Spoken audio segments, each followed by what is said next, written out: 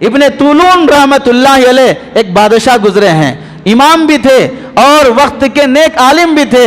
نماز کے لیے کھڑے ہوئے، امام صاحب فجر کی قرات میں پڑھاتے ہوئے 2-4 مرتبہ اٹک گئے۔ فجر کی نماز سے فارغ ہونے کے بعد سیدھے بادشاہ اپنے محل پہنچا، وزیر کو بلایا اور اپنے خزانے میں سے سونے چاندی کی تھیلیاں بنایا اور کہا لے جا کے امام صاحب کو دو۔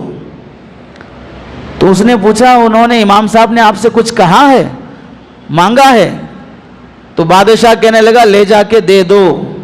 اب یہ گئے، پیسہ نہیں دیا، جیب میں رکھ لیے، امام صاحب سے خیر خیریت سلام دعا سب ہونے لگی۔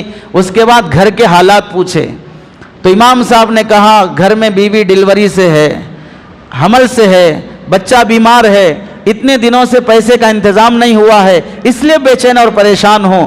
تو فوراً وہ پیسے نکال کر بادشاہ کے حوالے کر دیا اور بادشاہ سے جا کے پوچھا امام کے گھر میں کیا پریشانی ہے؟ آپ کو جب امام بتایا نہیں تو آپ کو کیسے پتا چلا؟ تو ابن طولون کہنے لگا فجر کی قرات میں 2-3 مرتبہ امام صاحب اٹک گئے، مجھے لگا کہ امام صاحب کا دل کہیں اور ہے اور زبان کہیں اور ہے، وہ کہیں اور پھنسے ہوئے ہیں، کسی مصیبت میں، اسی واسطے قرات صحیح نہیں ہو رہی ہے۔